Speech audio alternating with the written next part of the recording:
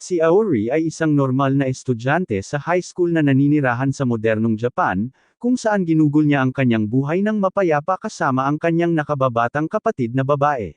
Ngunit nagbago ang lahat nang ang kanyang kapatid na babae ay magkaroon ng isang malalang nakamamatay na sakit na walang lunas na nalalaman. Napakataas ng gastos sa paggamot kaya't hindi man lang maisip ni Aori na mabayaran ang bayad gamit ang isang normal na part-time na trabaho kaya sa halip ay bumaling siya sa mundo ng social media sa pag-asang kumita agad. Sa kasamaang palad, hindi siya isang babaeng may katamtamang hitsura na may problema sa ugali na kayang mag-post ng mga thirst trap at magsimulang kumita ng milyon-milyon kaya napilitan siyang maghanap ng bagong lugar para sa kanyang sarili. Nagpasya siyang maging isang kinasusuklaman na YouTuber na pinapanood ng lahat dahil labis silang napupuot sa kanya at gusto nilang pagbayaran niya ang lahat ng kanyang nagawa hanggang ngayon.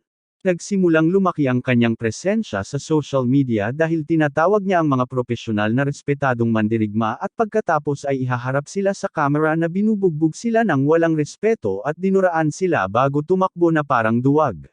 Talagang naiirita ito sa mga manunood na dating tinatawag siyang duwag na hindi maaaring manalo sa isang patas na laban.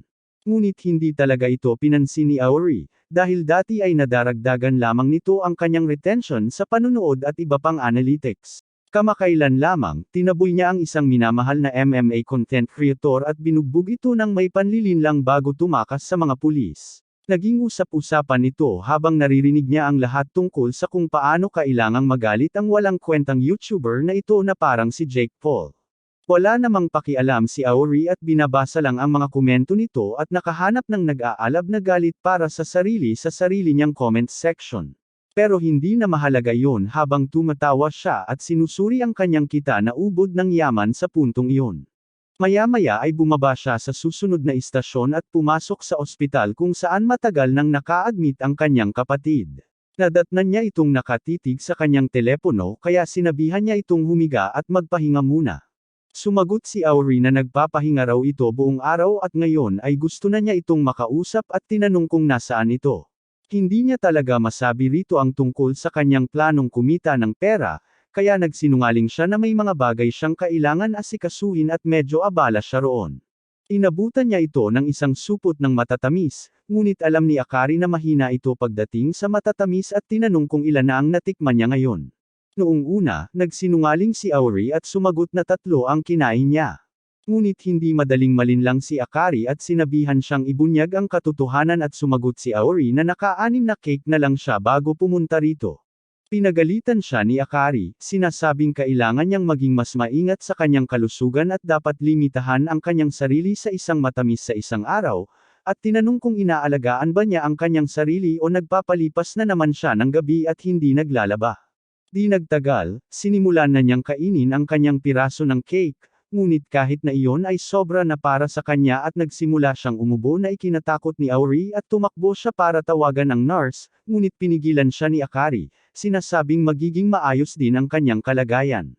Hindi alam ni Akari kung bakit ayaw siyang pakisamahan ng kanyang katawan, ngunit sinabihan siya ni Aori na huwag mawala ng pag-asa dahil 1 buwan na lang ang biyahe nila papunta sa amin at doon ay titingnan siya ng isang super doctor at aasikasuhin ang anumang problema niya.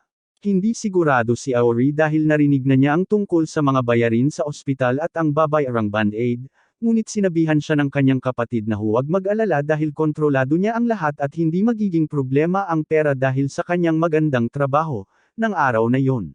Naalala niya ang mga araw sa ampunan kung kailan tinuturuan ng matandang warden ang lahat ng mga ulila doon na laging gawin ang tama gaano man ito kahirap. Ngunit tutol si Aori, kung may paraan lang para kumita ng malaki sa pamamagitan ng pagsusumikap, gagawin niya yon. Ngunit sa kasamaang palad, hindi siya nagkaroon ng pagkakataong mag-aral sa isang magandang paaralan at ang tanging mayroon siya ay isang matipunong katawan na magaling sa pakikipaglaban. Naisip niya kung paano niya tinutulan ang lahat ng itinuro sa kanya sa ampunan, ngunit wala siyang pakialam dahil handa siyang sunugin ang buong mundo kung nangangahulugan ito na mailigtas niya si Akari. Lumipas ang 1 buwan mula noong araw na iyon at si Aori ay tuluyang hindi aktibo sa kanyang social media account at ang balita sa kalye ay alinman sa napatay siya ng isang galit na mobster o tuluyan na siyang nagretiro. Gayunpaman, hindi pa patay si Aori at maayos ang kanyang kalagayan sa kanyang apartment na may 1 kwarto, kumakain ng mga tasa ng puding mula sa isang tindahan at nakikipag-usap kay Akari sa telepono, tinatanong kung gusto niya ng ilan. Sumagot si Akari na gusto niyang kumain ng chocolate pudding kaya nangako si Aori na magdadala ng ilan kapag binisita niya itong muli. Tila kontento na siya sa kanyang buhay at hindi nagtagal ay natulog na dala ang telepono na nakaka-relate ako. Kalaunan ng gabi, habang siya ay nananaginip ng magagandang bagay, bigla siyang nagising dahil sa isang biglaang ingay at natakot nang makita ang isang figure na nakapatong sa kanya na may dalang martilyo. Sinubukan ng nanghihimasok na hampasin ang martilyo sa ibabaw niya, ngunit dahil sa mabilis niyang reflexes, nagawa niyang umiwas. Tinawag siyang gago ng nanghihimasok dahil sa pag-iwas sa labas ng saklaw at sinundan ito ng 3 pang pag-atake na nakatutok sa teleponong nasa kamay ni Aori. Muli, nagawang umiwas ni Aori at nailigtas ang kanyang buhay gamit ang isang hibla ng buhok, ngunit nalaglag ang kanyang telepono sa huling sandali. Ito ang sandali na napagtanto niya na hindi siya ang hinahabol ng kakaibang magnanakaw na ito kundi ang kanyang telepono. Mabuti na lang at nakuha niya ang kanyang telepono bago pa ito masira ng lalaki at nagsimulang tumakbo palabas ng bahay. Nagpasya si Aori na tumakbo sa isang maliwanag na parke, umaasang maabala ang umaatake at tinext si Akari tungkol sa nanghihimasok na pumasok sa kanyang bahay. Patuloy siyang tinext ni Akari, sinasabihan siyang tumakbo palayo at pumunta sa mga pulis, ngunit sa halip na tumakbo o tumawag ng mga pulis, ang gago na ito ay nakikipag-usap sa kanyang kapatid na babae sa kanyang telepono. Bago pa siya makagawa ng iba pang bagay, naabutan siyang muli ng nanghihimasok at sinubukang atakihin siya, ngunit sa pagkakataong ito ay nagpasya si Aori na manindigan at lumaban. Hinaranggan niya ang martilyo gamit ang isang sipa na talagang ikinagulat ng umaatake at pagkatapos ay sumugod si Aori sa isang kontra-atake, na madaling naharangan ng nanghihimasok. Ipinagpatuloy ni Aori ang kanyang mga suntok at sipa para sa isang mahusay na sukat, ngunit lahat ng kanyang mga pag-atake ay naiwasan o napigilan ng psychopath na may hawak na martilyo ng madali. Sinubukan muli ng nanghihimasok na agawin ang telepono mula sa mga kamay ni Aori ngunit halos hindi ito pamaalya. Walang ideya si Aori kung ano ang kanyang hinahabol. Nang tawagin ng nanghihimasok ang kanyang buong pangalan, na sinasabing siya ay isang YouTuber na ang trabaho ay mag-post ng mga nilalamang nakakaakit ng galit at magudyok sa maliliit na batang babae at liberal na kaliwa araw-araw ng walang anumang dahilan, sinabi niya na pinapanood niya ang kanyang mga video ngunit hindi kusang loob at hayagang idineklara na ang kanyang mga video ay kasuklam-suklam at nagpapasuka sa kanya. Nang marinig ito, naisip ni Aori na ang lalaking ito ay isa sa mga naiinis na manunood na nagpasyang harapin siya. Kaya lumuhad si Aori at humingi ng tawad mula sa kaibuturan ng kanyang puso, na sinasabing ang lahat ng ginawa niya ay para sa pera at walang personal na agenda dahil ang kanyang kapatid ay malubhang may sakit. Inaangkin niya na tumigil na siya sa paggawa ng lahat ng iyon simula nang gumaling ang kanyang kapatid at sinabing kaya niya itong talunin kahit gaano niya gusto. Ngunit nagmakaawa siya rito na huwag itong patayin dahil gusto niyang mas matulungan ang kanyang kapatid. Sinabihan niya itong huwag galawin ang kanyang telepono dahil ka-text niya ngayon ang kanyang kapatid na medyo malayo at ayaw niyang mawala ng komunikasyon dito. Bago pa man niya matapos ang kanyang sasabihin, muling inatake ng lalaki ang kanyang telepono gamit ang martilyo.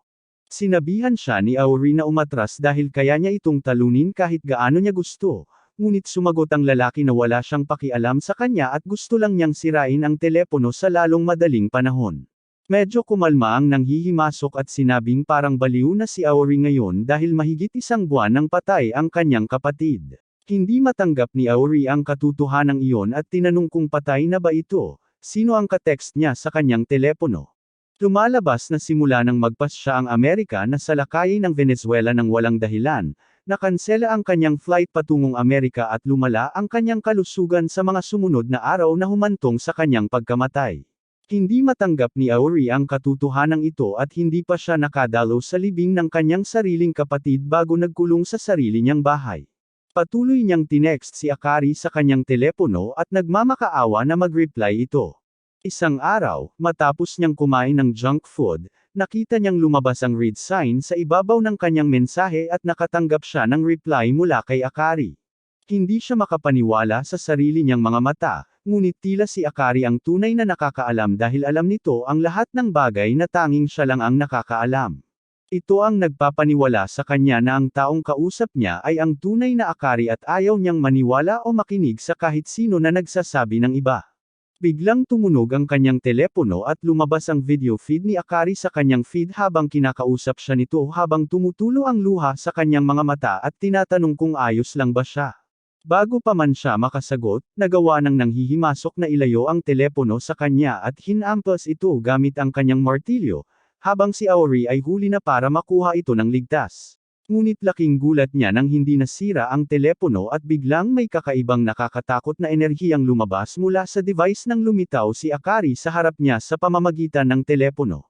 Hindi makapaniwala si Aori sa sarili niyang mga nakita at napaluhod habang umaagos ang mga luha sa kanyang mga pisngi. Ngunit dinagtagal ay napalitan ng kulay ang mukha ni Akari at naging isang malademonyong maskara na may dugong umaagos sa kanyang mga mata habang siya ay nagiging isang malademonyong nilalang. Agad na sinabihan ng nanghihimasok si Aori na umatras, at sinabing hindi na niya ito kapatid. Inaangkin niya na ang taong kausap niya ay isang multo. Dati, ang mga multo ay nakukulong kung saan ginugugol ng mga tao ang kanilang malaking oras o may malalim na emosyonal na koneksyon tulad ng mga dalampasigan, ospital, palikuran, silid musika, ngunit ngayon, karamihan sa mga tao ay gumugugol ng karamihan ng kanilang oras sa kanilang mga telepono at kapag sila ay namatay, isang madilim na bahagi ng kanilang espiritu ang permanenteng natigil sa kanilang mga device. Kapag ang social media account ng isang patay na tao, nakilala rin bilang dead account, ito ay nagsisimulang makilala bilang isang ghost account at iyon ang kanilang kinakaharap ngayon. Inaangkin niya na ngayong ipinatawag na ang multo nito, hindi na niya talaga maaaring sirain ang telepono at tapusin na ito, na nangangahulugang kailangan niyang sirain ang multo nito. Ngunit dahil ito ay isang digitized na multo, ang mga normal na armas ay hindi talaga gagana dito kaya kailangan nilang umasa sa espesyal na espiritual na armas. Pagkatapos noon ay kinuha niya ang kanyang telepono at tinawag ang isang itim na martilyo mula rito at sinimulang paluon ang multo ni Akari. Hirap na hirap si Aori sa panunood ng lahat ng ito, ngunit di nagtagal ay nagawa ng martilyo na malampasan ang multo at naghanda na tapusin ito. Inihagis niya ang kanyang martilyo sa langit at nagpaulan ng sunod-sunod na martilyo sa multo na tuluyang sumire sa multo. Dahil dito, sa wakas ay naghanda na siyang palayasin ang multo at kumuha ng bagong martilyo para wakasan ang lahat.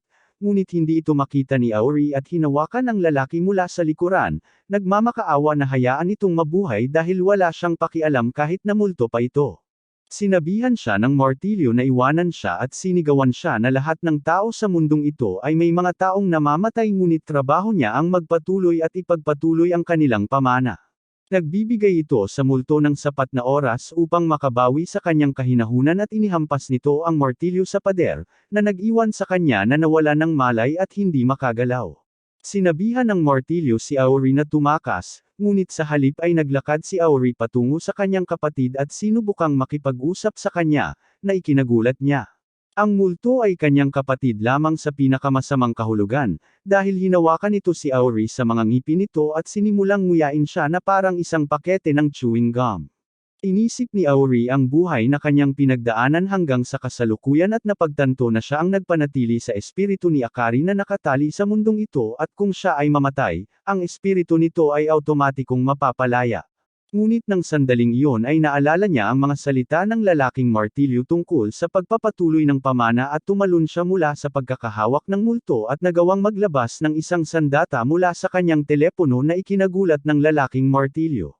Naghanda si Aori para sa huling labanan at sinaksak ang kanyang sariling kapatid gamit ang asul na espadang apoy na mayroon siya na nagpapalayas ng multo, na nag-iwan kay Aori na walang malay sa lupa. Maya-maya, may mga tao mula sa akademya, kung saan nanggaling ang lalaking martilyo, dumating upang siyasatin ang lahat at tanungin kung paano natalo ni Aori ang multo ng kanyang sariling kapatid. Iniulat ng lalaking martilyo na si Aori ay may espadang apoy. Sinabi ng kanilang pinuno na hindi naman malaking bagay ang pagkakaroon nito, ngunit pagkatapos ay isiniwalat ng lalaking martilyo na ang kanyang espada ay asul. Ito ay talagang ikinagulat nilang lahat at agad na sinabi ng pinuno sa kanila na isasama nila si Aori pabalik sa Medan Academy at kung mabubuhay ba siya doon at matututo o mamamatay ay nakasalalay sa kanya. Nang magising si Aori kinabukasan, Natagpuan niya ang sarili sa isang kakaibang silid na sa palagay niya ay isang hotel. Hindi niya malinaw na natatandaan ang anumang nangyari kagabi at inakala niyang nanaginip siya ng masama kung saan namatay ang kanyang kapatid na babae at naging multo, at pagkatapos ay biglang sumulpot ang isang taong may martilyo mula sa kung saan, at sa huli ay kinailangan niyang patayin ang multo ng kanyang kapatid gamit ang kanyang mga espesyal na kapangyarihan. Huminga siya ng malalim na natapos na ang bangungot, ngunit nang lumingon siya, nakita niya ang taong may martilyo na mahinahong umiinom ng tsaa sa likuran niya. Agad na tinanong ni Auri kung nasaan siya at kung natulog ba sila sa iisang kama. Sumagot ang taong may martilyo na hindi siya ganoon umuugoy, kaya tinanong siya ni Auri tungkol kay Akari at kung ang lahat ng naaalala niya ay ang katotohanan na nangyari kahapon at kung ano ang nangyari sa kanyang mahal na kapatid. Hindi sumagot ang taong may martilyo na nagsalita ng malakas at ibinigay lamang ang telepono ni Auri sa kanya at agad niyang hinanap ang kanyang kapatid, para lamang malaman na wala ng account na may ganoong pangalan. Ipinaalam sa kanya ng taong may martilyo na ang mga patay na account ang resulta ng ang social media account ng isang namatay ay sinapian ng multo. Kaya kapag Naples Ayers ang multo, automatikong nawawala ang mga kwento ng mga patay. Labis ang dalamhati ni Auri at tinanong kung hindi na ba niya makakausap muli ang kanyang kapatid, at sumagot ang martilyo na karaniwang kaalaman na hindi nakakapagsalita ang mga patay. Laking gulat niya nang tanggapin ni Auri ang balita ng may paghihinala, habang nakangiti, sinasabing ayos lang kung mamatay ang kanyang kapatid dahil hindi pa rin nawawala ang sakit sa kanya. Sinabi niya na nangako siya sa kanyang kapatid na aalagaan niya ang kanyang sarili kaya dapat na niyang simulan iyon dahil walang saysay na umiyak at malungkot sa isang bagay na hindi na mababago. Sumagot ang martilyo na halata naman na nagpapanggap lang si Auri at sa wakas ay nagpakilala siya bilang si Kuko. Nagsimula siyang lumabas ng silid at sinabihan si Auri na sumunod sa kanya. Maya-maya ay lumabas sila at naisip ni Auri na nasa isang napakamahal na lugar sila. Ngunit sumagot si Kuko na nasa Maidon Academy sila, na isang paaralan para sa mga exorcist. Hindi makapaniwala si Auri na ang napakagandang lugar na ito ay isang paaralan at sinabing ang silid na kanilang kinaroroonan ay parang honeymoon suite ng isang hotel, ngunit sumagot si Kuko na sarili niyang silid iyon dahil lahat ng estudyante sa paaralan ay nakatira sa mismong campus. Sinasabi niya na ang paaralan ay sadyang itinayo para magmukhang isang hot spring hotel, upang bigyang diin ang katotohanan na ang mga estudyante ng paaralang ito ay naglilinis ng mundo mula sa kasamaan. Habang naglalakad siya sa loob ng campus, isang blondie ang dumaan kay Kuko at pinagtawanan siya dahil sa pagbagsak ng bola kagabi at muntik ng mapatay. Ngunit hindi siya pinansin ni Kuko at nagpatuloy sa paglalakad. Lumapit ang blondie sa kanyang grupo ng mga kaibigan kung saan nagsimula silang mag-usap tungkol sa pinakabagong recruit at kung paano ito isang rage-bait na YouTuber. Isa sa mga tao sa grupo ang nagsabing kinamumuhian nila ang mga rage-bait na YouTuber higit sa lahat dahil nakakainis din sila tulad ni Jake Paul mismo, ngunit ang babaeng may asul na buhok sa grupo ay nagkagusto kay Auri, iniisip na maganda ang hitsura nito. Itinuro ni Kuko si Auri sa buong paaralan mula sa cafeteria hanggang sa mga tindahan, sa reception at maging sa mga hot spring, ngunit hindi makapaniwala si Auri na ito ay isang paaralan at patuloy na iniisip na ito ay isang kalokohan at ito ay isang hotel lamang. Pagpasok sa mainit na bukal, napagtanto ni Auri na tila mabilis na gumagaling ang kanyang mga sugat at ang nakakakalmang kalikasan ng mga bukal ay nagsimulang mag-relax sa kanyang katawan, na ikinatakot niya dahil baka umiyak siya para sa kanyang kapatid kung hindi siya mag-iingat. Agad niyang sinimulang iwasak ang tubig sa kanyang mukha upang makaalis sa relaxation mode. Habang iniisip ni Kuko kung nasaan ang pinuno, laking gulat nila nang biglang lumabas mula sa tubig ang pinunong nagngangalang Zaki habang kumakaway ang kanyang dong. Inaangkin niya na siya ay isang monghe na isa ring guru rito at nakipagkamay kay Auri. Pagpasok sa silid, nagbihis silang lahat maliban kay Zaki na nakaunat ng kanyang katawan gamit ang isang tuwalya, habang sinabi sa kanya ni Kuko na ipinakita niya kay Auri ang paligid ng campus tulad ng iniutos sa kanya at kung maaari na siyang umalis ngayon. Sinabihan ni Zaki si Kuko na huwag itong ituring na isang gawain at tamasahin ito, ngunit sinabi ni Kuko na pakiramdam niya ay ito ang parusa sa pagbagsak ng bola kagabi dahil kinamumuhian niya ang mga YouTuber na puro rage bait gaya ng iba. Hindi siya pinansin ni Zaki at humarap kay Auri, tinanong kung handa na ba itong mag-enroll sa paaralang ito at maging isang exorcist. Medyo natigilan si Aori noong una, ngunit pagkatapos ay tumawa kasama si Zaki, iniisip na isa itong uri ng kalokohan, habang tinatanong ni Kuko kung sinusubukan ni Zaki na siraan ang kanyang sugat. Sinabi ni Zaki kay Kuko na iniimbitahan niya si Aori ng may mabuting hangarin dahil nagising niya ang kanyang mga kapangyarihan kagabi at maaaring maging isang asset sa paaralan. Medyo nalilito si Aori tungkol sa mga kapangyarihan, kaya ipinaliwanag ni Zaki na ang propesyon ng exorcist ay nagsimula noong isang milenyo kung saan ang mga exorcist ay patuloy na nakikipaglaban sa mga masasamang espiritu. Sinasabi niya na ang mga exorcist ay gumagamit ng mga espesyal na pamamaraan para sa pagpapakawala ng espiritual na enerhiya na kilala bilang psychokinesis. Ngunit ang lahat ay dumaan sa isang malaking ebolusyon pagkatapos ng pagpapakilala ng internet ilang dekada na ang nakalilipas, na naging dahilan upang ang cyberspace ay maging isang lugar ng pag-aanak ng mga espiritu at multo na ito nang magsimula silang magpakita sa pamamagitan ng social media, na nagpataranta sa mga exorcist dahil ang mga pamamaraan na kanilang binuo sa loob ng daan-daang taon ay walang silbi laban sa mga tinatawag na ghost account na ito. Habang ipinapaliwanag ni Zaki ang lahat, napagpasyahan ni Aori na wala siyang pakialam at nagunat bago umalis ng silid at tiningnan ang Google Maps para makita kung nasaan siya at kung mayroong anumang mga lugar na maaaring puntahan bago umalis pabalik sa kanyang tahanan. Agad siyang pinigilan ni Zaki, tinanong kung bakit siya tumatakbo palayo at kung hindi ba siya mausisa tungkol sa kanyang sariling mga kakayahan at kung ano talaga ang nangyari kahapon.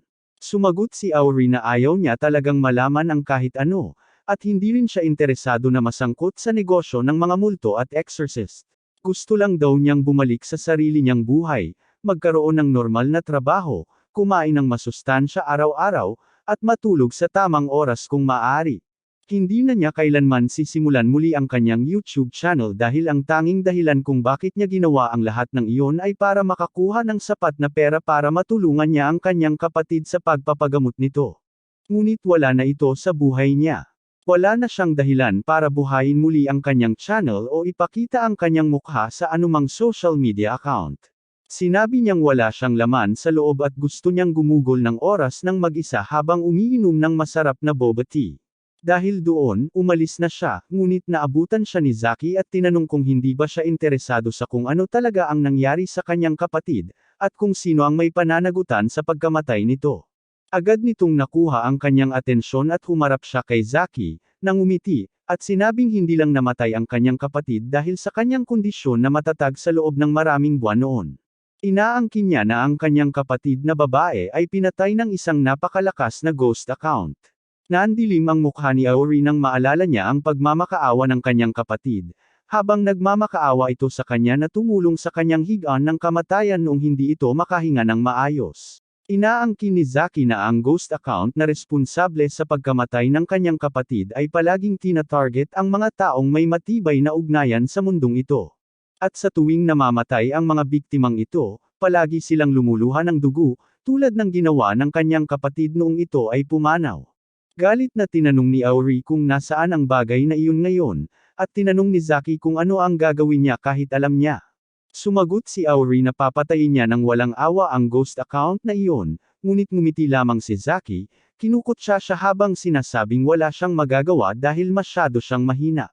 Ito ay labis na ikinagalit ni Aori at naghagis siya ng isang malakas na kanang krus patungo kay Zaki, na naharang ni Kuko sa huling sandali. Sinabihan ni Aori si Kuko na umalis sa kanyang daan ngayon din dahil susuntukan niya ang hanggal na monghe na guro na nag-iisip na alam niya ang lahat tungkol sa kanya. Sumagot si Kuko na isa siyang hanggal na guro, ngunit guro pa rin niya ito.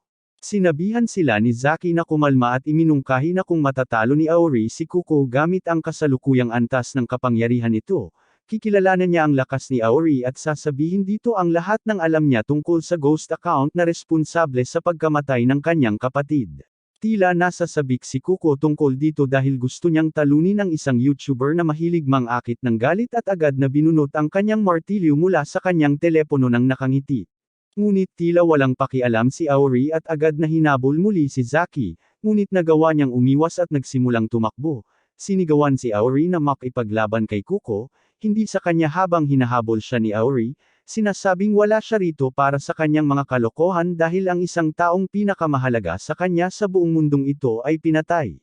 Bago pa niya maabutan si Zaki, sinampal siya ni Kuko sa likod na nagpabagsak sa kanya sa sahig at sinabihan siyang tumahimik dahil ang kanyang maliit na kamalasan ay hindi nagpapa-espesyal sa kanya dahil ito ay isang pangkaraniwang kwento sa akademya na ito. Napagtanto ni Kuko na hindi siya kayang lalabanan ni Aori ng ganoon kadali kaya nagpasya siyang akitin ng rage baiter sa pagsasabing mas masarap pa ang hampasin siya ng martilyo kaysa sa hampasin ang kanyang kapatid kagabi.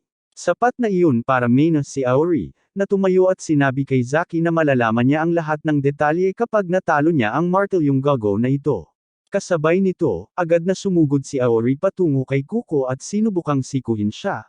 Ngunit napigilan ito ni Kuko gamit ang kanyang martilyo at naitulak siya paatras. Ang komosayon na ito ay umakit sa lahat ng mga estudyanteng naglalakad sa lugar at huminto sila upang panuurin ang resulta ng laban na ito.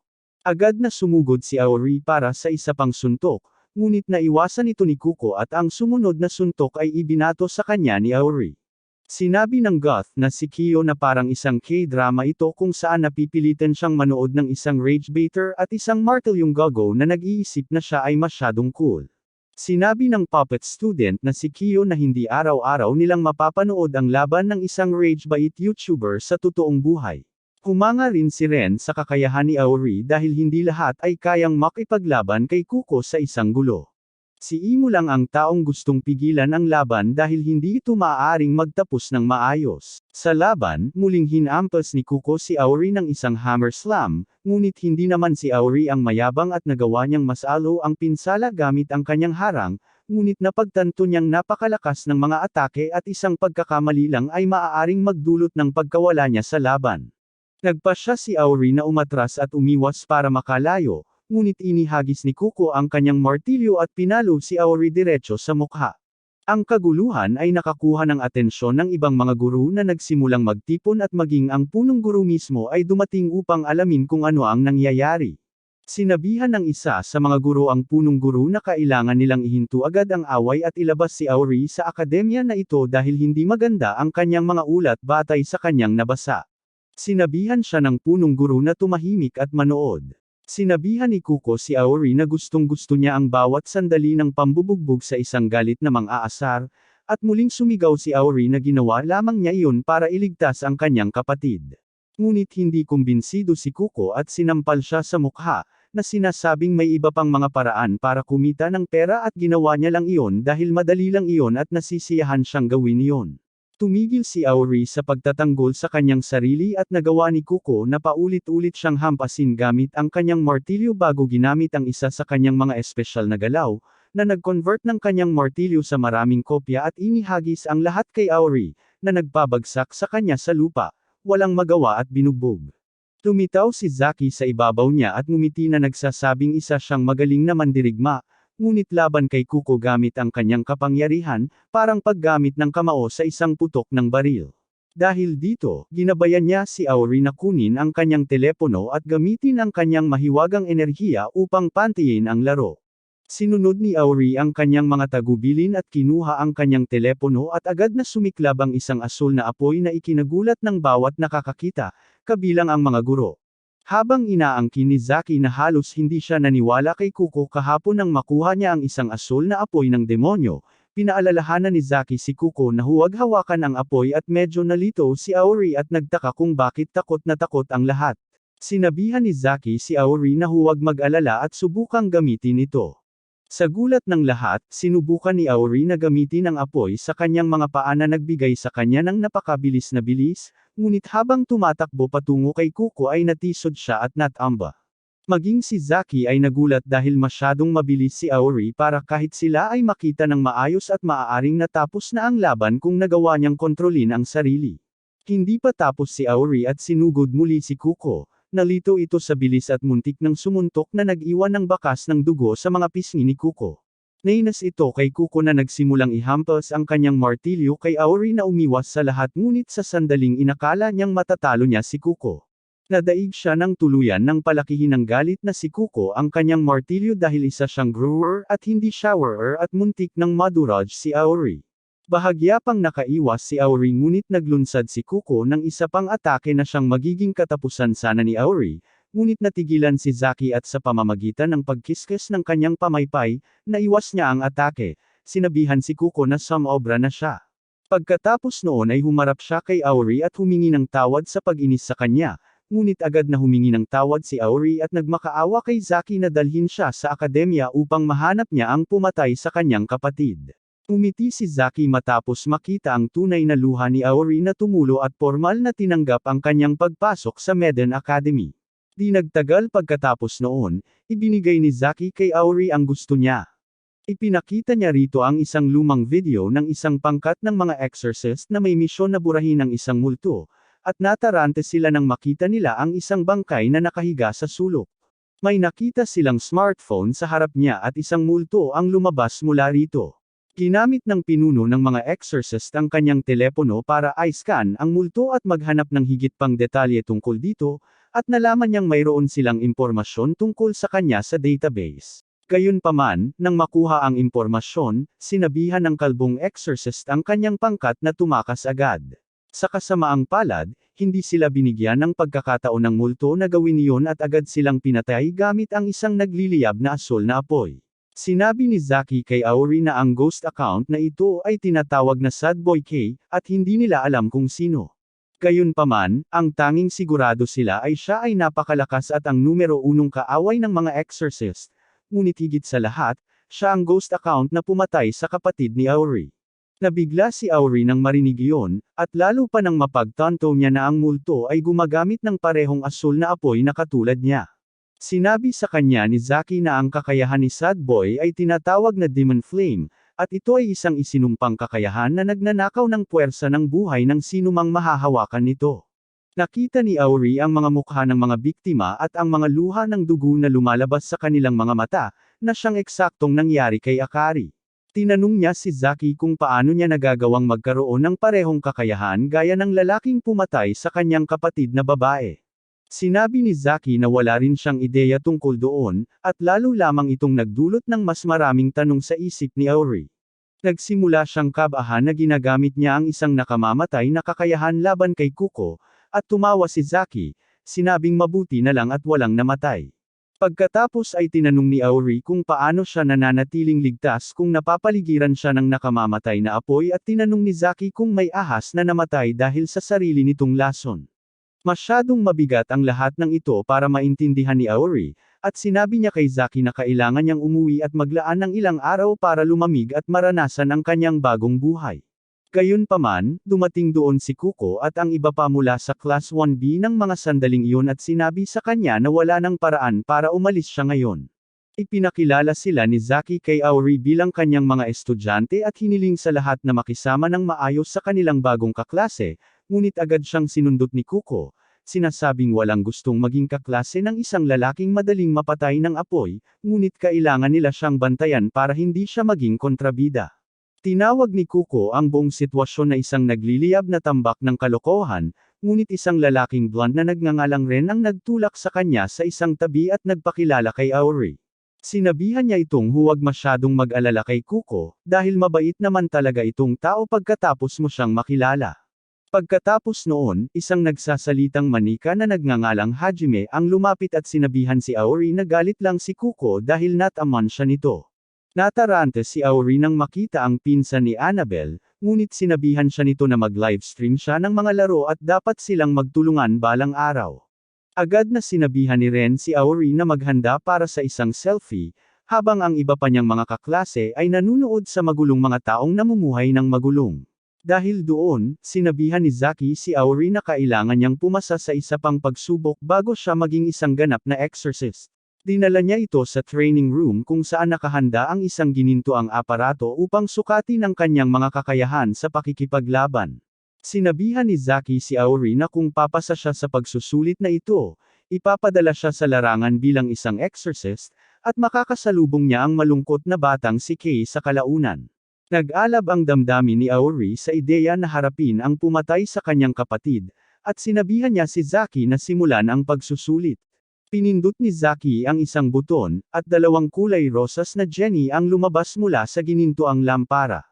Sinabi ni Zaki kay Auri na ang mga ito ay artificial na espiritu na ginagamit sa pagsasanay ng mga exorcist, at kailangan niyang talunin ang 100 sa kanila kung gusto niyang makapasa sa pagsusulit. Binalaan niya itong huwag maliitin ang mga artificial na espiritu, ngunit tiwala si Aori na matatalo niya ang sinumang kalaban.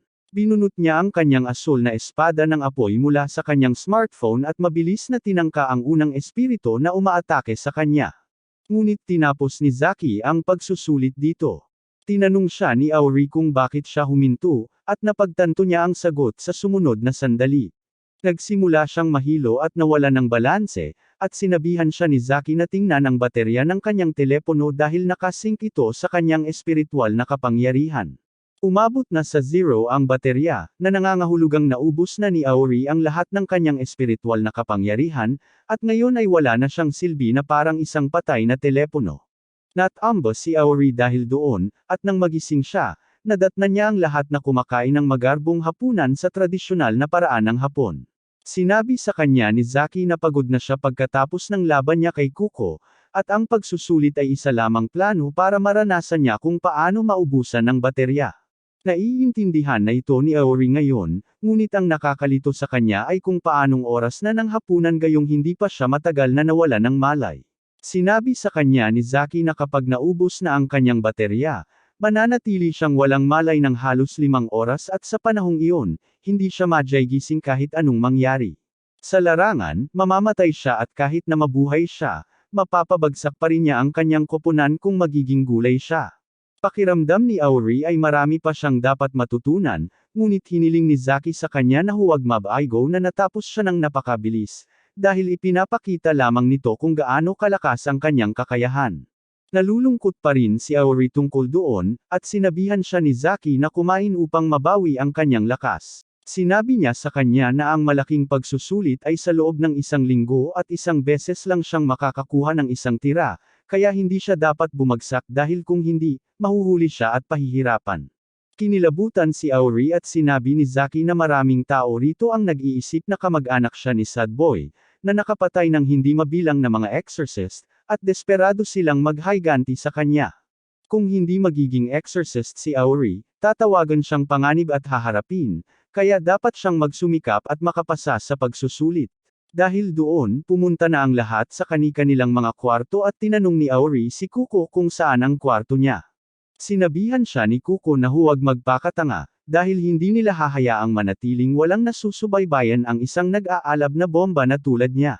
Magsasama si Aori sa isang kwarto ni Kuko, na hindi naman talaga natutuwa na gawin iyon, ngunit may kailangang managot. Bigla, tinitigan siya ni Aori nang may hindi nasisiyahang ekspresyon sa mukha at naisip ni Kuko na hindi lang siya masaya na makasama niya sa kwarto. Gayunpaman, yumuko si Aori sa harap niya at hiniling na sanayin siya para makapasa siya sa pagsusulit sa loob ng 1 linggo. Ibinugo ni Kuko ang kanyang tiyan nang marinig ito at tinanong kung anong klaseng ragebaiter ang yumuyuko ng ganito sa isang lalaking nanakit sa kanya. Sinabi sa kanya ni Aori na wala siyang pride at tinanggap niya na mas malakas si Kuko kaysa sa kanya, kaya kailangan niya ang tulong nito. Nagulat si Kuko sa kanyang pagpapakumbaba at sinabi sa kanya na sasanayin niya ito sa anumang paraan dahil inutusan siya ni Zaki na gawin ito. Mas maaga, nang mawala ng malay si Aori sa training hall, sinabi ni Zaki kay Kuko na sasanayin niya ito at talagang tutul siya sa ideya dahil kinamumuhian niya ang mga ragebaiter mula sa kaibuturan ng kanyang puso habang si Loki ay isa. Sinabi lang ni Zaki sa kanya na ito ang magiging pinakamagandang bagay hindi lamang para kay Aori kundi para rin kay Kuko at sa huli, tinanggap niya ang utos. Ngayon, habang nagsasama-sama sila na parang magkasintahang bagong kasal, umaasa si Kuko Loki na si Aori ay isang duwag na natatakot sa pagsubok at tumakas. Kinabukasan, hinamon muli ni Aori ang mga pink na Jenny at mabilis siyang naubusan ng baterya. Sinabi sa kanya ni Kuko na ilalabas niya ang lahat mula sa simula at sinabihan siyang mas pigilan ang kanyang kapangyarihan. Walang ideya si Aori kung paano iyon gagawin at sinabihan siya ni Kuko na isipin ang isang bagay tulad ng pagbawas ng apoy ng lighter o pagpatay ng apoy sa kampo. Ngunit kung makakaisip siya ng isang bagay na mas kakaiba at personal, mas gagana ito. Hindi yun magagawa ni Aori at sa huli, bumagsak siya matapos talunin ang 35 na training spirits. Kinabukasan, nagpasya sina Ren, Hajime at ang isa pang blondie na makita ang pag-unlad ni Aori at humanga sila na madali niyang naabot ang 30s kahit nakakagising lang niya 2 araw na ang nakalipas. Gayunpaman, bumagsak siya sa edad na 31 kaya nakaisip siya ng kakaibang ideya kinabukasan. Binuhusan niya ang sarili ng caffeine para hindi siya makatulog. Ngunit kahit na ganoon, 41 na practice dummies lang ang kaya niyang talunin. Kinabukasan, naging mas mahusay siya at natalo ang 49 na dummies at maging ang goth body ay nagpas siyang tingnan kung ano ang ginagawa niya. Kahit anong gawin ni Aori, hindi niya man lang nalampasan ang kalagitnaan ng laro at patuloy na sinasabi sa kanya ni Kuko na mag-isip ng isang bagay na makakatulong sa kanya na kontrolin ang kanyang kapangyarihan. Kahit sa pagtatapos ng ika-6 na araw, wala pa ring nagagawang progreso si Aori at nagpasya siyang ilihis ang atensyon mula rito sa pamamagitan ng pagkain ng stuffed buns. Tinanong ni Kuko kung paano siya magiging walang pakialam kung bukas na ang malaking pagsusulit. Dahil hindi nagsisinungaling si Zaki nang sabihin niyang pahihirapan at papatayin siya ng mga tao rito kung babagsak siya. Nagsimulang maglukmaksing si Kuko habang sinasabi niya kay Aori na wala siyang ibang mapapala kundi mga buto kapag natapos na ang mga tao sa kanya. At may ipinaalala iyon kay Aori. Sinabi niya na kailangan na niyang umuwi agad at naisip ni Kuko na sa wakas ay matatakot na siya bago ang pangunahing kaganapan. Gayunpaman, ang tanging ikinabahala lang ni Aori ay ang pag-iwan niyang bukas ang pinto ng kanyang silid nang salakayin siya ni Kuko, at ang mga larawan at labi ni Akari ay nakalantad. Pakiramdam niya ay maaaring may isang taong many okis na magtatangkang nakawin ang mga ito. Ngunit naisip ni Kuko na isa lamang itong dahilan para tumakas. Sinabi sa kanya ni Aori na hindi siya tatakas, dahil ang tanging layunin niya sa buhay ay ang paghihiganti para sa kanyang kapatid. Kinabukasan, oras na para sa kanyang huling pagsusulit at lahat ng tao mula sa paaralan ay nagtipon upang panoorin ito. Ang mga guro na galit kay Aori dahil sa kanyang mga kakayahan ay siguradong mabibigo siya at itatapon nila siya, at sinimulan nila ang pagsusulit na may mapang asar ng ngiti sa kanilang mga mukha. Mabilis na sinimulan ni Aori na talunin ang mga artificial na espiritu gamit ang kanyang espadang apoy. Ngunit hindi pa rin niya makontrol ang kapangyarihan nito at bumaba sa 30% na baterya kahit na hindi pa niya natatalo ang 30 sa mga espiritu. Nag-cheer ang kanyang mga kaklase na gawin ang kanyang makakaya, ngunit may biglang sumiklab sa loob ni Kuko at sinimulan niyang suruan si Aori. Tinawag niya itong isang unggoy na puro daldal at walang palabas. Binalingan siya ng kanyang mga kaklase at tinanong kung ano ba ang ginagawa niya. Ngunit patuloy pa rin si Kuko sa pag-akit ng isang propesyonal na unggoy na may mapang-akit ng ngiti sa kanyang mukha. Di nagtagal, ang mga taong napupuot kay Aori ay sumali na rin sa uso at sinimulan siyang murahin ng malakas. Sinabihan nila siyang bilisan na at magpakahirap na. Ngunit patuloy na tinatalo ni Aori ang mga artificial na espiritu habang tinitiis ang kanilang pang-iinsulto. Ang lahat ng ito ay nagpapaalala sa kanya noong una siyang nagsimulang gumawa ng rage bait content, at ang mga negatibong komentong natanggap niya ay ikinatakot niya ng husto. Naisip niyang sumuko na, ngunit sa tuwing nakikita niyang umuubo ng dugo ang kanyang kapatid, napagtanto niya na wala nang mas nakakatakot pa sa kanya kaysa doon. Handa siyang gawin ang lahat para kumita ng sapat na pera para maipagamot ito. At sa sandaling iyon, sinimulan niyang makita ang kanyang mga haters bilang mga taong tumutulong sa kanya na kumita ng pera sa pamamagitan ng kanilang poot. Ang sandaling iyon ay nakatulong sa kanya na kontrolin ang kanyang emosyon, at nagamit ni Aori ang parehong pakiramdam upang maayos na maipamahagi ang kanyang kapangyarihan. Ang kanyang espadang apoy ay lumiit at naging mas matalas, at nagawa niyang talunin ang 100 practice dummies nang hindi nawala ng malay. Walang makapaniwala sa kanilang mga mata nang makita nila ito, ngunit napagtanto ni Zaki ang katalinuhan ng plano ni Kuko. Sinadya ni Kuko na ibalik ang mga tao laban kay Aori, hinayaan siyang mapunta sa tamang headspace bilang isang rage baiter, at ganoon niya na-control ang kanyang kapangyarihan. Gayunpaman, ang lalaking may mahabang buhok na pinaka-napupuot kay Aori ay hindi matanggap ang resultang ito, at muling inactivate niya ang makina, na tinawag ang pinakamalakas na bersyon ng mga test dummies. Nagkataon na hindi rin nasiyahan si Aori sa pamamagitan ng paglampas sa mga pagsubok, at inilabas niya ang kanyang ligaw na panig sa pamamagitan ng paggibari ng mga malalakas na espiritu. Kalaunan ay natalo niya ang 161 na espiritu, at pagkatapos ay naubusan ng lakas ang makina. Nagulat ang lahat dahil si Auri ang nagtala ng pinakamaraming natatalong espiritu sa isang pagsusulit, at pinuri ni Zaki ang kanyang sarili sa pagpapares kay Auri kay Kuko. Kinabukasan, opisyal nang pumasok si Auri sa paaralan, at laking gulat niya nang mapagtanto na kailangan din nilang mag-aral ng mga normal na asignatura. Nang matapos ang klase, sinabihan siya ni Ren na huwag mag-atubiling humingi ng tulong kung sakaling makaramdam siya.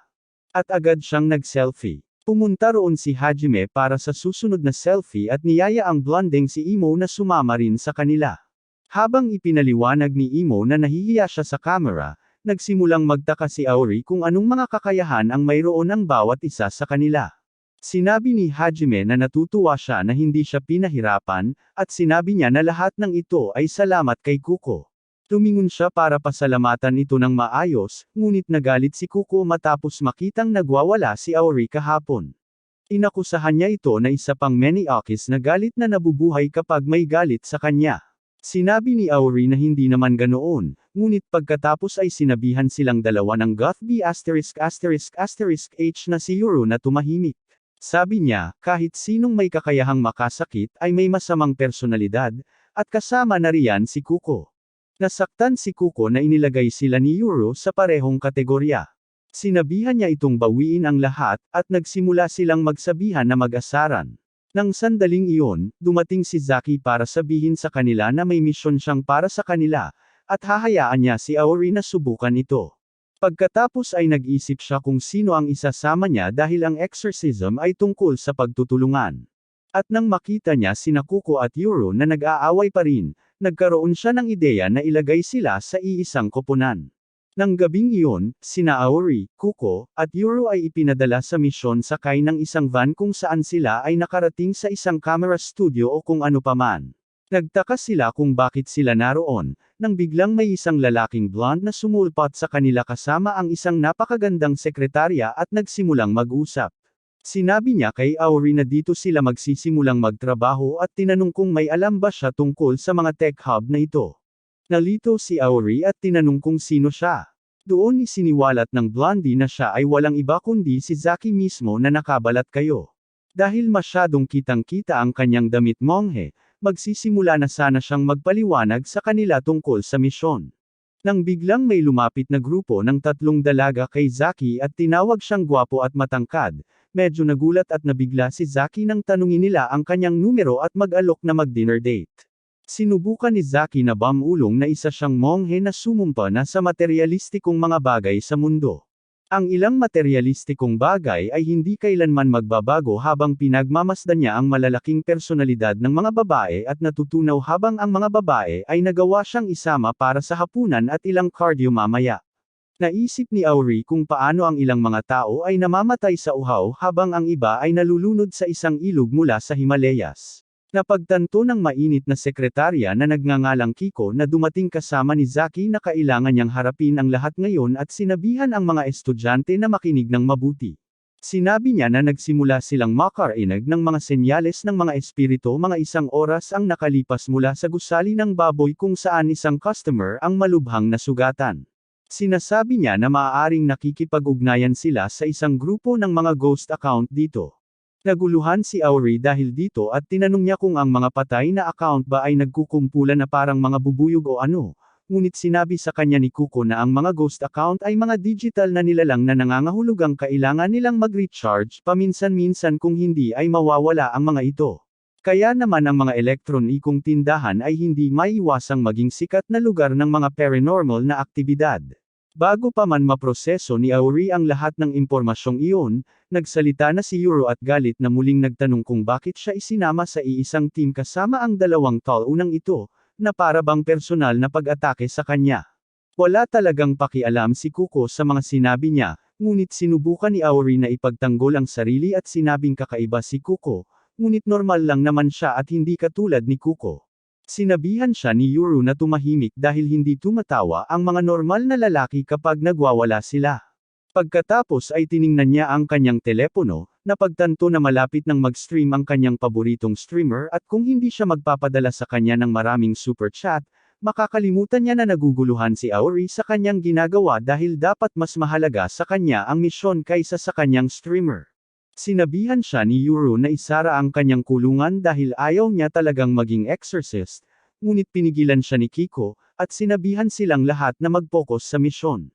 Sinabi niya sa kanila na ang kanilang misyon ay alisin ang lahat ng espiritu sa loob ng gusali at ipinaalam sa kanila na naalis na nila ang lahat ng mga customer at empleyado kaya hindi iyon dapat maging problema. Bukod pa rito, ayon sa kanilang datos, mga low-level account lamang ang nasa loob ng gusali ngayon, kaya hindi sila dapat magkaroon ng anumang problema sa pakikitungo sa mga ito. Ngunit sinabihan sila na manatiling alerto at mag-ingat sa kanilang likuran sa lahat ng oras. Maya-maya ay pumasok sila sa tindahan, naganap na walang tao. Kakaiba ang pakiramdam ni Auri dahil ngayon lang siya nakakita ng tindahan ng elektroniko na ganito kawalang tao. Ngunit sinabihan siya ni Yuro na sumunod dahil gusto na niyang tapusin ang kalokohang ito sa lalong madaling panahon at umuwi. Medyo nataranta at kinakabahan si Auri, kaya sinabihan niya si Yuro na maging mas maingat at hindi gaanong walang pakialam. Ngunit bago pa niya matapos ang kanyang sasabihin, isang multo ang lumitaw sa likuran ni Yuro at sinubukang hawakan siya. Nabara ang boses ni Auri sa kanyang lalamunan dahil sa takot. Ngunit hindi man lang nagpatinag si Yuro at madaling iniwasan ang atake bago kinuha ang kanyang telepono at ginamit ang kanyang espesyal na kakayahan na nagpabago sa kanyang kamay sa isang kakaiba at nakakatakot na baril. Agad niya itong ginamit para barilin ang isang malagkit na bagay sa espiritu na siyang nakasabit sa malagkit na substansya at naipit sa lugar. Humanga si Auri nang makita ang kakaibang kakayahan nito. Ngunit sinabihan siya ni Kiko na huwag masyadong lumapit sa kanya dahil isa itong certified stalker. Inaangkin niya na fangirl siya ng isang K-pop band group at may parasocial relationship sa isa sa mga miyembro. Inaangkin niya na sinusundan siya nito sa bawat lugar, nililike lahat ng larawan niya, ini-zoom in ang mga ito para mahanap ang bawat maliliit na detalye na nagbibigay sa kanya ng ideya kung nasaan ang taong iyon at tiningnan pa niya ang mga refleksyon sa mata nito para siguraduhing walang babae sa paligid niya. Marami rin siyang ginawang account para malampasan ang mga ID band na lagi niyang kinukuha dahil sa pagiging creepy.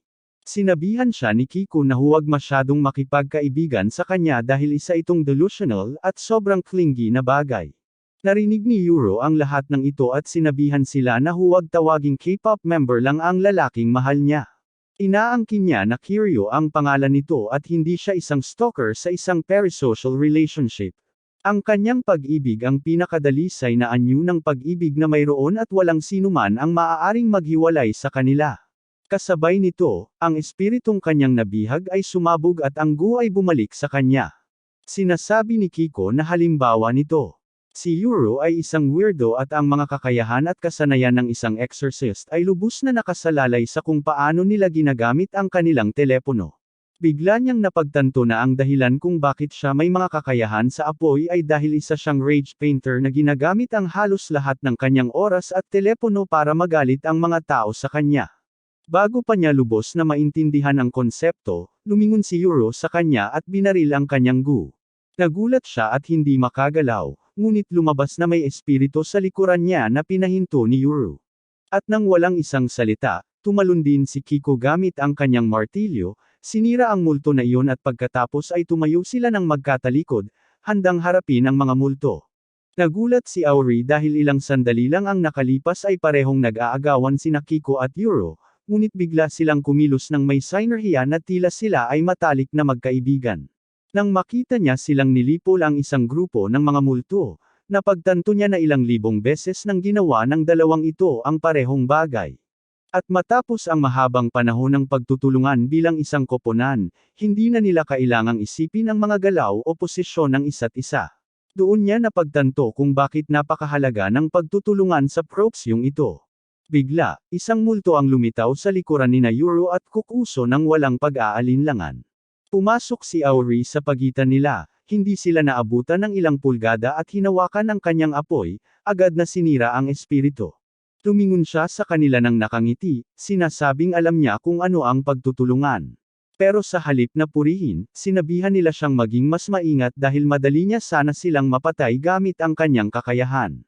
Habang nagtatalo sila tungkol doon, tila may ilang magnanakaw na pumasok sa tindahan at mabilis na ninanakaw ang lahat ng kanilang makakaya, iniisip na malaki na ang kanilang napala dahil wala ni isang kaluluwa sa tindahan ngayon. Ngunit habang abala sila sa paglalagay ng lahat ng kanilang makakaya sa isang bag, ang isa sa mga kalbong magnanakaw ay nahuli ng isang multo at nang tumangala ang isa pang magnanakaw, natakot siya nang makita ang isang higanteng multo na may hawak na kalbong magnanakaw sa kanyang mahahabang kuko.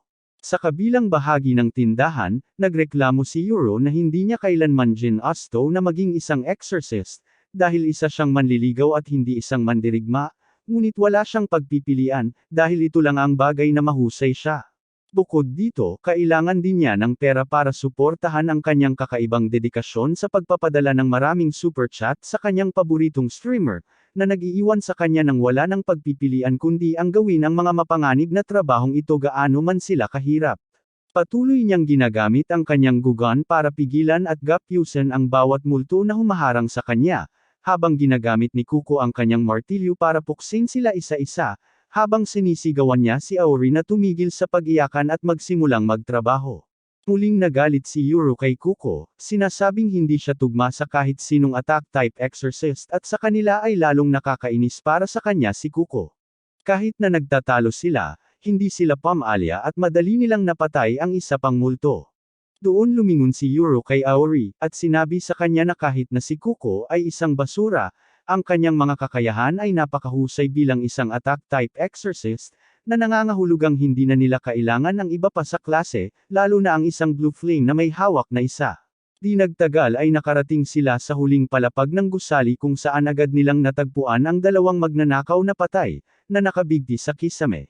Nagulat si Auri, ngunit agad na nakita ni Euro ang espiritu at inatake siya gamit ang kanyang gu habang tinakbo ito ni Kuko at hinampas ito ng kanyang martilyo. Taking gulat nila nang hindi man lang nakagat ang espiritu at lumingon bago sila sinabihang mang-asar dahil nagdedekorasyon lang siya ng manika. Agad na napagtanto ni Kuko na may mali, at hindi ito isang normal na espiritu. Napagtanto niya na mga mababang antas lamang ng espiritu ang inaasahan nila at hindi pa sila handa para sa isang espiritu na ganito kataas, kaya sinabihan niya si Euro na umatras, sinasabing kailangan na nilang umalis kaagad, ngunit tumanggi si Euro. Iniisip na nabihag na niya ang espiritu, kaya sandali na lang bago nila ito mapalayas. Ngunit lubos niyang minamaliit ang lakas ng kalaban, dahil madaling nabasag ng espiritu ang dumi at nagawang agawin si Euro mula sa lupa at inilapit siya sa mukha nito, sinasabing gagawin din niyang maganda si Euro. Agad itong sinugod ni Kuko gamit ang kanyang martilyo at hinampas ang espiritu ng buong lakas, ngunit agad na gumaling ang espiritu at agad na hinampas si Kuko palayo. Nang mawala ang alikabok, natagpuan ni Auri si Kuko na nakahiga sa isang teddy bear. Agad niyang tinanong kung ano ang nangyayari at kung bakit napakalakas ng multong ito. Sinabi sa kanya ni Kuko na ang ilan sa mga ghost account ay maaaring may mga espesyal na kakayahan na kilala bilang mga sumpa. Ang ghost account na ito ay tila isang sumpa, na hindi kabilang sa kategorya ng isang low-level na espiritu. Sinasabi niya na ang espiritong ito ay tiyak na isang mid o high level na ghost account, at kadalasan ay bubuo sila ng isang espesyal na koponan at bubuo ng plano bago ipadala ang koponan upang tapusin ang account. Ngunit sa ngayon ay wala na silang magawa, at kung magpapatuloy ito ng ganito, malapit na silang mamatay lahat. Ibinaling ni Auri ang kanyang tingin sa nagpupumiglas na si Euro na nabali ang braso nito na parang isang sanga, at ang kanyang mga sigaw ay namatay nang ihampas siya ng multo sa lupa, na nagpatambas sa kanya. Sinabihan ni Kuko si Auri na tumakbo dahil magiging distraction lamang siya sa puntong ito. Sinimulan ng multo na pisilin ang ulo ni Euro kaya ginamit ni Kuko ang kanyang hammer attack upang subukang pigilan ito, ngunit ang kanyang regeneration power ay masyadong mataas at hindi ito nakakaapekto sa kanya. Nang sandaling iyon, inihagis ni Auri ang isang teddy bear na natatakpan ng apoy ng demonyo at tinamaan ng multo sa braso, dahilan upang mabitawan niya si Euro. Nahuli siya ni Kuko at agad silang tumakbo palayo. Mabilis silang nagtago sa mas mababang palapag nang may mapansin si Kuko at hinawakan ang braso ni Auri, na nagliliyab pa rin dahil sa apoy ng demonyo. Kinilabutan si Auri nang makita niya ang ginagawa nito sa mga buhay na tao, ngunit walang nangyari kay Kuko. Inaangkin niya na kung tama ang kanyang teorya, Ang mga epekto ng apoy ng demonyo ay nabaligtad dahil isang tao ang gumagamit nito. Dahil hindi ito nakakapinsala sa mga tao habang nakamamatay naman sa mga demonyo, itinuro niya ang higanteng multo na ang kamay ay hindi pa rin gumagaling mula sa atake ni Auri. Bumuo sila ng isang plano kung saan aatakehin ni Auri ang multo mula sa likuran, na nagdulot ng bukas na sugat na hindi na muling nabuhay, at sinundan ito ni Kuko sa pamamagitan ng pagpalo ng kanyang martilyo dito, na nagdulot ng napakaraming pinsala. Sa galit, ang multo ay naging isang Beyblade, at inihagis si Auri sa pader. Hindi nagtagal ay na-corner sila ng multo, ngunit sa halip na matakot, nakaramdam si Auri ng adrenaline na namumuo sa kanya, at nagsimula siyang ma-excite para sa laban. Naghagis siya ng isa pang nagliliyab na teddy bear sa multo, ngunit umiwas ito at nahuli si Auri sa kanyang posisyon. Napatay na sana niya ito noon, at doon kung hindi dahil kay Yuru na bumangon at binaril ang kanyang gu sa multo, galit na nagsimula na ang kanyang stream. Sinabihan niya ang iba na tapusin ito agad, dahil mayroon siyang streak ng pagiging unang super chat ni Kiria. Agad na nagsimulang kumilos sina Auri at Kuko, at binasag ng malakas ang ghost account na sumusubok na kumawala sa goma. Ngunit saka lang nakatanggap si Kiria ng isang super chat mula sa ibang babae. Ikinainis ito ni Yuru, at humigpit ang kanyang kapit sa katawan ng ghost. Mabilis nilang sinimulang atakehin ang espiritu mula sa lahat ng anggulo at sa wakas ay tumama ng isang nakamamatay na suntok, na tuluyang ginamit ang espiritu. Gumaan ang kanilang pakiramdam dahil wala pa ni isa sa kanila ang nakatalo sa isang mid-rank na espiritu noon, at sinabi ni Kuko na kailangan nilang bumalik at iulat ang lahat sa lalong madaling panahon. Habang paalis sila, biglang may naramdaman si Auri sa likuran niya. Ngunit bago pa man siya makalingon, parehong umiyak sina Yuru at Kuko ng may dugo at bumagsak sa sahig ng hindi gumagalaw habang mula sa isa sa mga TV set na malapit ay lumitaw ang Spirit of the Sad Boy account, handang makipaglaban sa isa pang Demon Flame user. Nahulog ang hininga ni Auri sa kanyang mga baga habang tinitingnan ang demonyo ng may kawalang katiyakan habang sumisiksik sa kanyang isipan ang mga alaala ng kanyang kapatid na namamatay sa kanyang kama, nagmamakaawa ng tulong. Nagsimula siyang humingle na parang ligaw na hayop at hindi nagtagal ay tuluyan na siyang nawala ng kontrol sa sarili, kinuha ang kanyang naglalagablab na talam bago sumugod sa espiritu at sinubukang suntukin ito. Ang malungkot na bata ay hindi man lang natitinag at nananatiling matatag, habang sinimulang suntukin siya ni Auri mula sa bawat anggulo na kanyang makita, ngunit ang maliwanag na apoy na nagliliyab sa paligid ng espiritu ay ganap na humahadlang sa lahat ng atake, na pinipilit si Auri na umatras at muling pag-isipan ang kanyang estratehiya. Tumingin ang malungkot na bata kay Auri at malungkot na nagbuntong hininga bago magtanong kung iyon na ba ang pinakamagaling na kaya niyang ipakita. Nabigla si Auri dahil ibinigay niya ang lahat ng makakaya niya ngayon, pero bago siya makapagsalita, sumabog ang kanyang mga mata ng dugo habang namumula ang kanyang paningin at nahulog siya sa lupa. Naiwan siyang naguguluhan at nagtataka kung ano ang nangyari sa kanya. Paano niya nalaman na ang pangalan niya at bakit siya nagpakita dito ng walang dahilan?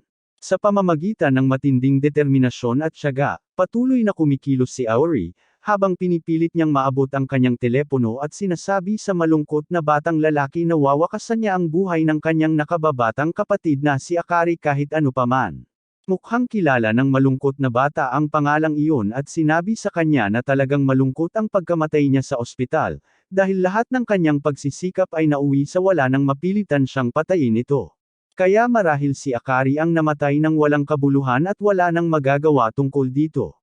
Tumama ito sa ugat ni Auri nang maalala niya kung paano tumatawa at naglalaro ang kanyang kapatid, at pinipilit niyang gumalaw ang kanyang sariling katawan. Pero ang tanging magagawa niya ay tumingin ng diretso sa mata ng multo habang sinasabi sa malungkot na bata na papatayin siya kahit ano paman. Ang malungkot na bata ay simpleng tumawa at kahit si Auri ay alam na siya ay masyadong mahina para gumawa ng kahit ano, at ang lahat ng ginagawa niya ay nagbubulalas ng mga kalokohan na hindi niya kayang ipagpatuloy dahil sa kanyang sariling kahinaan. Itinaas ng malungkot na bata ang kanyang mga kamay at agad na napalibutan ng apoy ang buong braso niya habang sinasabi kay Auri na magpaalam sa mundo, ngunit nangako na may maliit na tsansa na maaari siyang bumalik sa mundong ito sa anyo ng isang multo kung mayroon siyang hindi natapos na gawain. Napagtanto ni Auri na wala na siyang magagawa sa puntong ito at pinaikit ang kanyang mga mata, humihingi ng tawad kay Akari at tinatanggap ang kanyang sariling kamatayan. Pero nang ginamit ng malungkot na batang lalaki ang kanyang mga apoy upang tapusin siya, isang napakalakas na hangin ang hamarang sa mga apoy at nagpawalang bisa dito. Nabigla si Auri dahil sarado ang gusali, kaya saan nanggaling ang hangin na ito?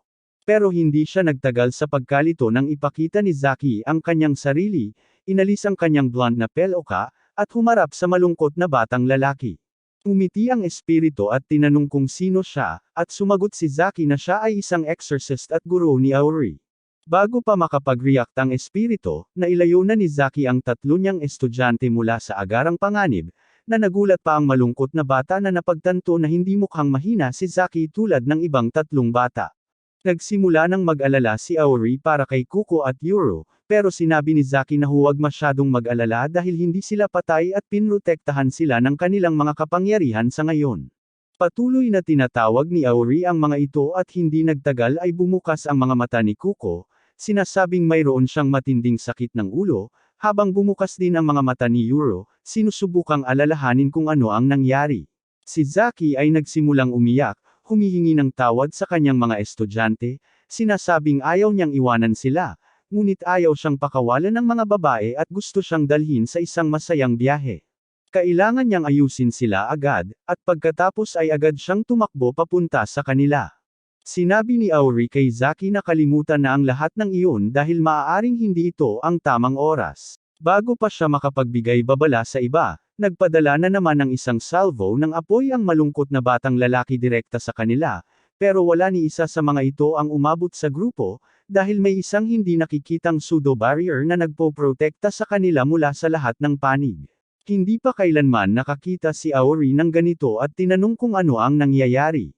Sinusubukan ni Kuko na ipaliwanag na ang kalasag na ito ay isang espesyal na aparato na nilikha ng laboratorio na nagtataboy ng lahat ng electromagnetic waves sa loob ng 3 minuto, ngunit maaari itong masira kung may pisikal na nilalang na pumasok dito. Ang makapal na ulo ni Akari ay hindi agad makaintindi ng lahat ng ito, pero ipinaliwanag ito ni Zaki sa paraang kahit isang feminist na may Down syndrome ay maiintindihan.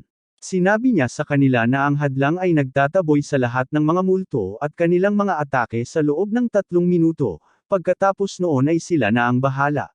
Sinabi niya sa kanila na magtiis, habang siya mismo ay tumayo at pinuri si Auri sa magandang trabaho nito. Nalilito si Auri dahil wala naman siyang ginawa, pero sinasabi ni Zaki na kahit ang makaligtas laban sa malungkot na batang iyon sa pamamagitan ng matinding determinasyon ay isang tagumpay na sa sarili nito, at dahil doon, dapat niyang itaas ang kanyang ulo. Nahihirapan si Auri na pigilan ang kanyang mga luha habang ang positibong mga salita mula sa guro ay tumatagos sa kanyang kaluluwa. Sinabi ni Zaki sa kanila na manatili sa likuran habang inilabas niya ang kanyang pamaypay at lumikha ng isang mahiwagang karpa sa hangin, handang makipaglaban sa isa sa mga pinakamapanganib na multo sa kasaysayan. Walang sinayang na minuto, inatake siya ni Zaki gamit ang kanyang mahiwagang isda, at nakapagbigay ng magandang suntok na nagtulak sa multo patungo sa mga upuan habang ito'y bumabagsak. Patuloy niyang pinipilit ang kanyang atake at muling tinamaan ang espiritu, ngunit sa pagkakataong ito, handa na ang malungkot na bata at nagawa nitong harangin ang atake. Umiti siya, sinasabing kung siya ang guro ni Auri, nangangahulugan iyon na ang kanyang kamatayan ay magdudulot ng napakalakas na koneksyon ni Auri sa mundo, at siya ay muling isisilang bilang isang espiritu. Agad na nagsimula ang multo na batuhin si Zaki ng kanyang mahiwagang apoy, habang siya ay umiwas at lumihis sa mga atake isa-isa bago maglunsad ng sarili niyang kontra. Napagtanto ni Auri na si Zaki ay nasa ibang antas kumpara sa kanila. Tinanong niya si Kuko kung anong uri ng cyberkinesis ang ginagamit ni Zaki, at sumagot si Kuko na wala namang ginagamit na cyberkinesis si Zaki dahil wala siya nito.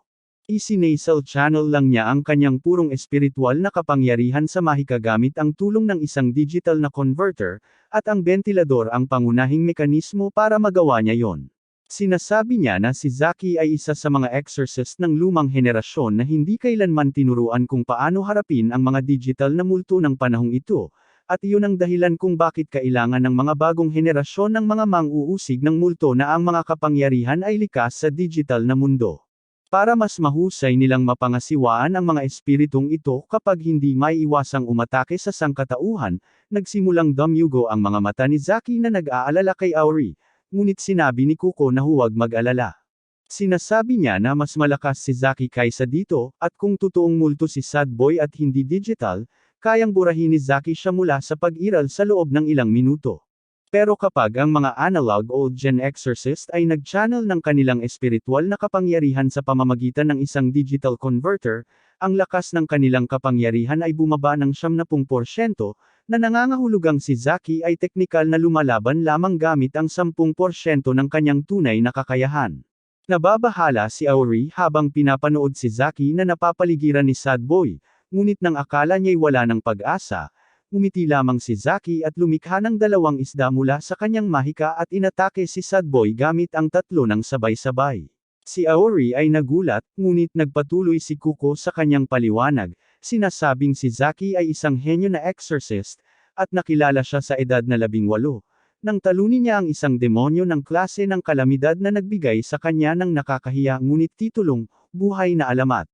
Nabigla si Aori na siya ay tinuturuan ng isang tunay na alamat, at tinanong kung bakit sa lahat ng bagay ay magiging guro ang pinakamalakas na exorcist. Sumagot si Kuko na walang nakakaalam, pero isang araw nagpasya si Zaki na magretiro mula sa aktibong tungkulin at bumalik sa papel ng leader at sanayin ang bagong henerasyon ng mga exorcist upang harapin ang mga demonyo ng ngayon.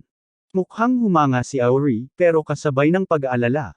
Ngunit sinabi ni Kuko na huwag mag-alala dahil hindi siya naniniwala na may pagkakataon si Sad Boy na manalo laban sa pinakamagaling na exorcist sa mundo.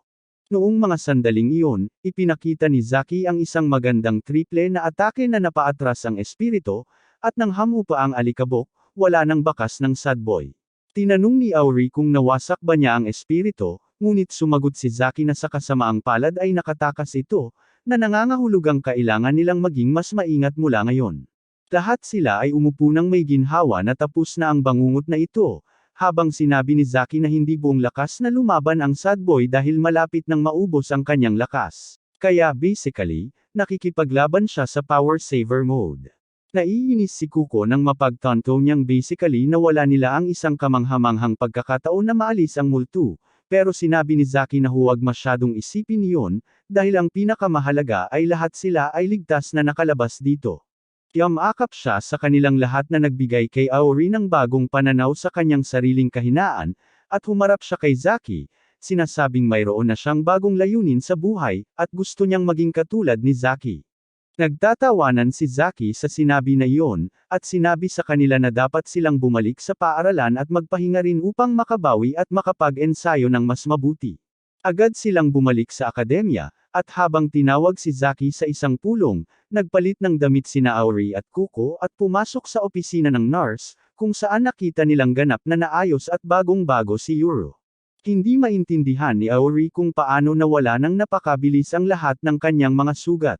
Nang lumabas ang nurse na si Mina mula sa likod ng pinto at sinabi sa kanya na huwag mag-alala tungkol sa kanyang mga sugat, kinuhanan siya nito ng litrato gamit ang kanyang telepono at ginamit ang kanyang kakayahan upang literal na i-photoshop siya pabalik sa kalusugan. Hindi nagtagal ay pumasok na rin ang iba pang mga kaklase nila sa opisina, pero hindi talaga nag-aalala sina Auri, Kuko, at Yuro na mag-enjoy. May determinadong ekspresyon sila sa kanilang mga mukha habang sinasabi nila sa kanilang mga kaklase na aalis na sila para mag-ensayo dahil ayaw na nilang muling mapahiya ng ganun kalala. Bago sila makaalis, sinabi ni Mina na tingnan ang kanilang mga baterya at agad nilang napagtanto na halos ubos na ang kanilang espiritual na enerhiya. Hindi naman ito mahalaga sa kanila, dahil kung hindi nila matrain ang kanilang espiritual na kapangyarihan, magte-train na lang sila ng kanilang mga kalamnan at magkakaroon ng kahusayan, sa anumang paraan posible para isang araw. Maaari silang maghayganti at patayin ang malungkot na batang iyon ng tuluyan,